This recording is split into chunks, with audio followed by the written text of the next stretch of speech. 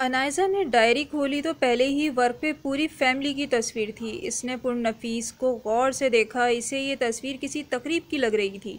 फिर इसने वर्क बदला और मरियम की कहानी सामने आई और वो दिलचस्पी से पढ़ने लगी। माजी 1991 10-1।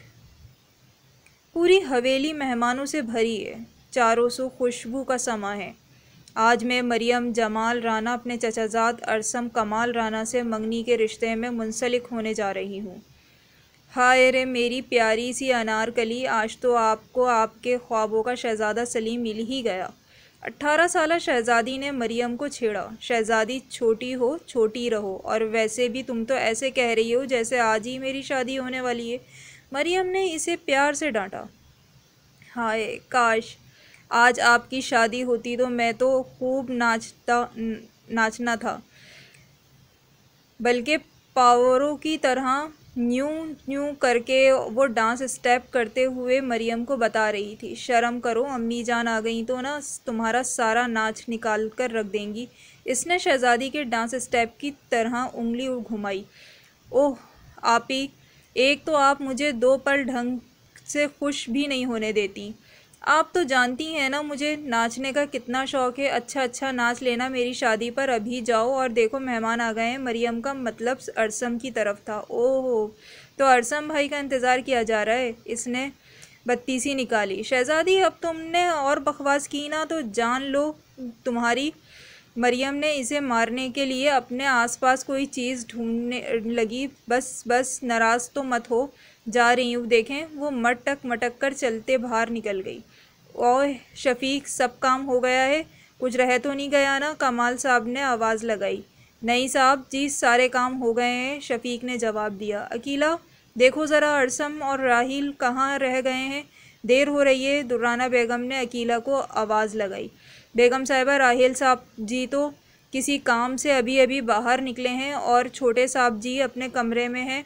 एक तो ये लड़का तैयार होने में इतना वक्त क्यों लगाता है? दुर्राना बेगम अरसम के कमरे की तरफ चलने लगी। अरसम ड्रेसिंग के आगे खड़ा खुद पर परफ्यूम छिड़क रहा था जब दुर्राना बेगम कमरे में दाखिल हुई। हाय मेरा लाल, मेरा चांद का टुकड़ा, माँ सदके जाए, कितना प्यारा लग रहा है। दुर्राना बेगम ने शीशे से इसे देखते हुए हाथों से इसकी नज़र उतारी।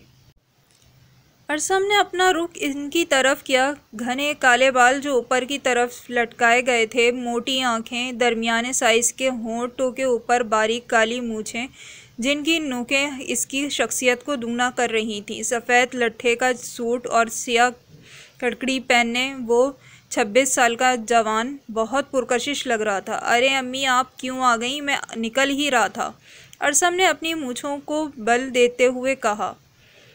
मुझे पता है तुम्हारा, जब तक मैं तुम्हारे कमरे में ना आऊँ तुम बाहर निकलने का नाम ही नहीं लेते। अरे चलें अभी निकल जाते हैं बाहर, और टाइम देखें ज़रा, आपकी बातों में हम लेट हो गए। इसने सारा इल्ज़ाम दुर्राना बेगम पर लगाया। क्या कहा? मेरी वजह से? दुर्राना बेगम ने अरसम के कान खींचे। अम्मी छोड़े ना, दर्द हो रहा है, अरसम मुंह के जाविये बिगाड़ता हुआ बोला। तुम बाहर मेरे साथ ऐसे करते? आज बता देर किसकी वजह से हुई? वो मुस्कुराती हुई बोली। मेरी वजह से हुई, अब छोड़े ना, अरसम के बोलते ही दुर्राना बेगम ने इसका कान छोड़ा। लो तुम माँ पुत्र यहाँ खेल खेल लो, ज़रा वक्त देखो क्या हो गया है। भाई मैं तो जा रहा हूँ, जिसको आना हो आ जाए। कमाल साहब हर बार की तरह यही धमकी देते हुए चल दिए। दुर्राना बेगम और अरसम ने एक दूसरे की तरफ देखकर हंसी दबाई, क्योंकि वो जानते थे कि कमाल साहब बाहर गाड़ी के पास खड़े होकर इनका इंतज़ार करेंगे। माँ बेटा हवेली के गेट से बाहर निकले तो कमाल साहब वाकई ही इस बार भी गाड़ी के पास खड़े इनका इंतज़ार कर रहे थे। एक गाड़ी गेट के पास आकर रुकी, जिसमें से राहिल बाहर निकला। वो खुश इखलाक और खुश शक्ल लड़का था। थोड़ा सा सांवला रंग मगर पुरकशिश, मोटी आँखें, स्लिम चेहरे के साथ हल्की सी तनकी, थोड़ी ऊपर वाला होंठ नीचे दबाए होंठ से कदरे बारीक था। अरसम की निस्बत इसके ख़यालात ज़रा मॉडर्न किस्म के थे, जैसे कि अरसम कमीज शलवार पहनता था और राहील पैंट शर्ट यहाँ पसंद करता था। अरसम को गांव में रहना ही पसंद था और राहील शहर को पसंद करता था। अरसम थोड़ा संजीदा और बारोब था और राहील नटखट शरारती सा था। राहील दुर्राना बेगम की बहन फरजाना का बेटा था। जब राहील 10 साल का था, फरजाना और इसका शौहर एक कार एक्सीडेंट में वफात पा गए। तब से ये राहील दुर्राना बेगम के घर रह रहा था। कोई भी अरसम और राहील में फ़र्क नहीं करता था और अरसम तो राहील पर जान छिड़कता था। अरसम राहील से 2 साल बड़ा था, तो यूँ राहील 24 साल का हुआ।